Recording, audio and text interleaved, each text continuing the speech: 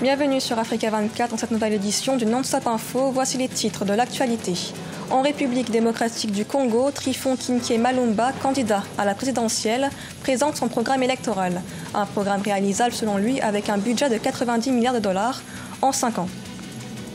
En Tunisie, les revendications de la population prises en compte dans la nouvelle loi des finances 2019, une loi qui prévoit notamment d'alléger les charges fiscales. En effet, la population conteste depuis début 2018 la hausse des prix et les mesures d'austérité exigées par le FMI. Au Nigeria, des entreprises se lancent dans le crowdfunding pour soutenir les agriculteurs du pays, des agriculteurs mis en contact avec des investisseurs via une plateforme numérique pour collecter plus de financement. En République démocratique du Congo, le candidat à la présidentielle, Trifon Kinké Malumba, a présenté son programme électoral ce mardi 16 octobre, un programme baptisé « Faire à nouveau rêver le Congo » qui s'articule autour de 3 piliers, un projet réalisable avec un budget quinquennal de 90 milliards de dollars selon l'ancien ministre. Les précisions dans ce reportage de notre correspondant Jacques Amboka, commenté par Neile Claude Bessa. Faire rêver de nouveau le Congo et recréer la cohésion et le consensus perdu, c'est le projet de société de Trifon Kinké Malumba, candidat à l'élection présidentielle du 23 décembre prochain. Présenté ce mardi 16 octobre 2018 à Kinshasa, ce programme est chiffré à 90 milliards de dollars pour 5 ans. Le programme s'articule autour de 3 piliers. 3 piliers principaux. Premier pilier, recréer le consensus perdu en vue de l'action. Deuxième pilier, écouter en vue de relever les défis. Troisième pilier, faire germer un mental de conquérant. Kinké Malumba va se baser sur l'arsenal juridique déjà existant pour remettre le pays en marche. Une fois élu, il changera selon lui le mode de scrutin de la présidentielle, passant du suffrage universel au suffrage indirect. Il compte sur la diaspora congolaise pour la réalisation de son programme. L'implémentation cohérente de ces mesures va requérir des compétences. Oui, des compétences avérées que nous allons rechercher et recruter principalement dans notre diaspora congolaise qui en enferme un bon nombre. Dernier ministre de la Communication et de la Presse du maréchal Mobutu, patron du journal The Soft, Kinké Malumba a aussi occupé des postes ministériels dans le régime actuel. Membre de la famille politique du chef de l'État, il a créé la surprise en déposant sa candidature pour la présidentielle du 23 décembre, allant ainsi à l'encontre de l'initiative de la famille politique du président sortant. En Tunisie, la nouvelle loi des finances 2019 répond aux revendications de la population, une population qui dénonce depuis début 2018 les mesures d'austérité du FMI. Le nouveau budget, qui devrait être adopté au Parlement le 10 décembre prochain, prévoit d'alléger la charge fiscale dans certains secteurs. Les précisions de Vina Nodin. En Tunisie, le projet de loi de finances 2019 mise sur le social et pour cause, la population tunisienne a régulièrement manifesté depuis le début de l'année pour dénoncer les hausses de prix successives et autres mesures d'austérité édictées par le FMI. Une grogne sociale formée par des années de hausse d'impôts. Le pays n'imposera pas de taxes aux citoyens cette année. Le gouvernement divisera de moitié les impôts des entreprises opérant dans divers domaines, y compris la technologie, les textiles, l'ingénierie, les produits pharmaceutiques, de 25% à 13,5%, selon le projet de la loi de finances 2019. La prochaine loi de finances prend en compte ces revendications. Selon le projet de loi de finances 2019, la Tunisie n'imposera pas de taxes l'année prochaine. Le texte prévoit d'alléger la charge fiscale au niveau de certains secteurs clés et table sur une croissance de 3,1% contre 2,6% en 2018 et 1,9% en 2017.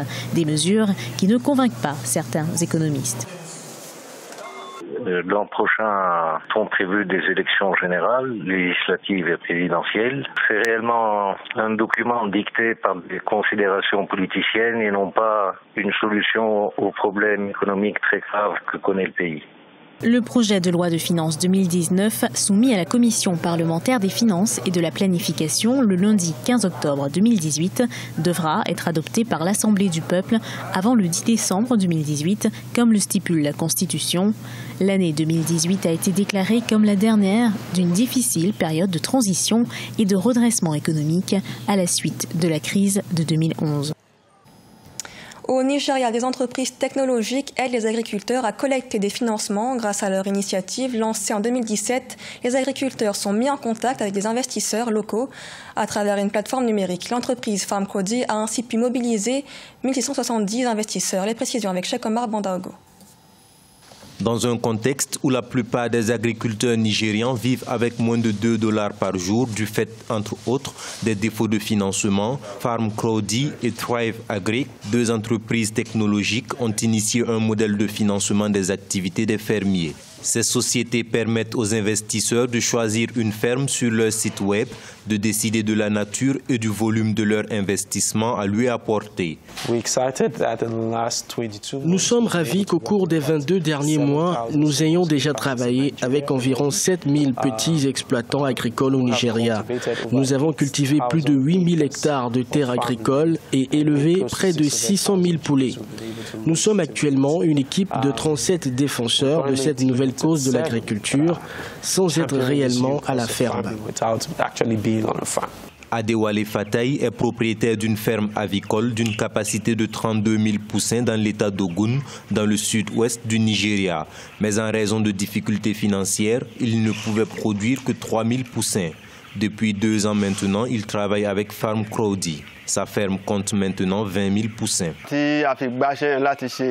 Nous avons accepté de nous associer à Farm Crowdy parce que nous n'avions pas les moyens financiers pour continuer avec la ferme.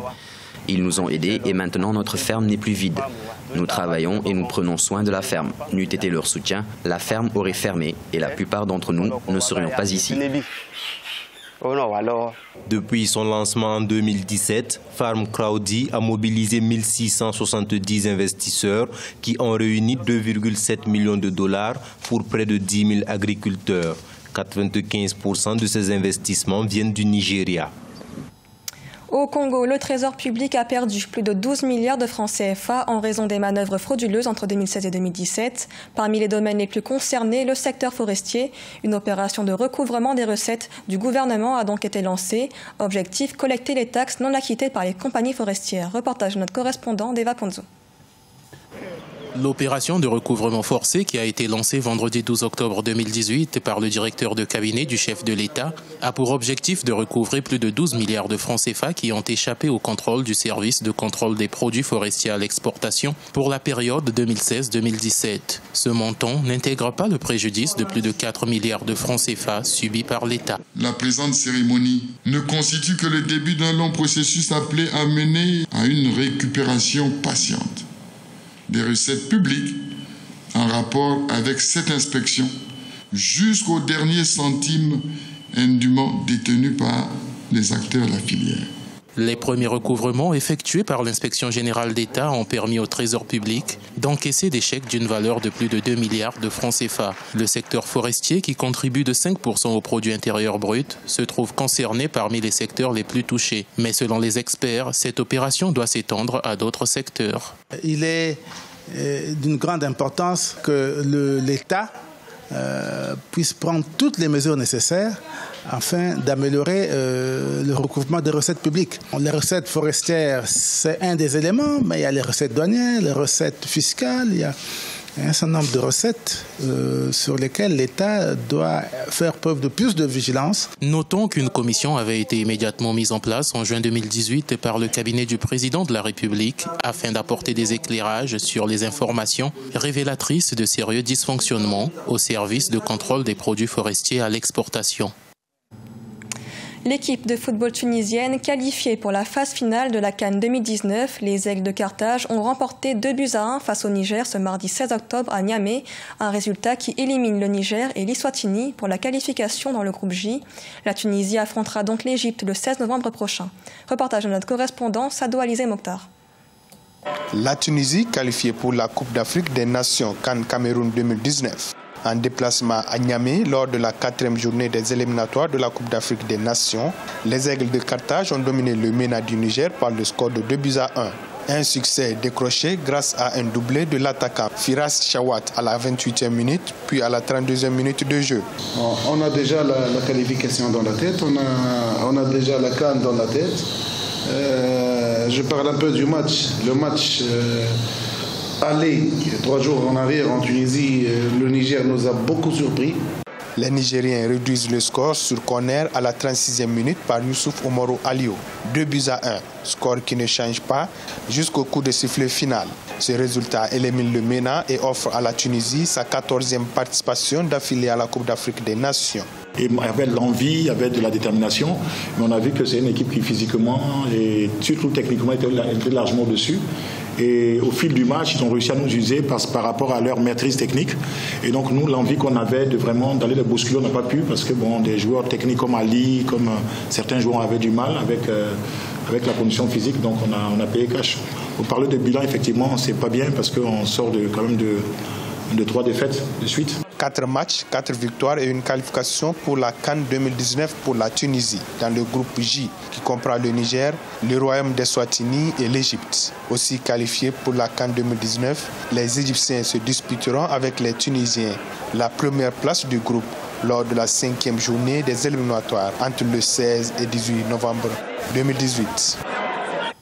Ce journal a été réalisé par l'ensemble de la rédaction. Merci de l'avoir suivi. Dans un instant, retrouvez une nouvelle édition de l'information sur Africa 24.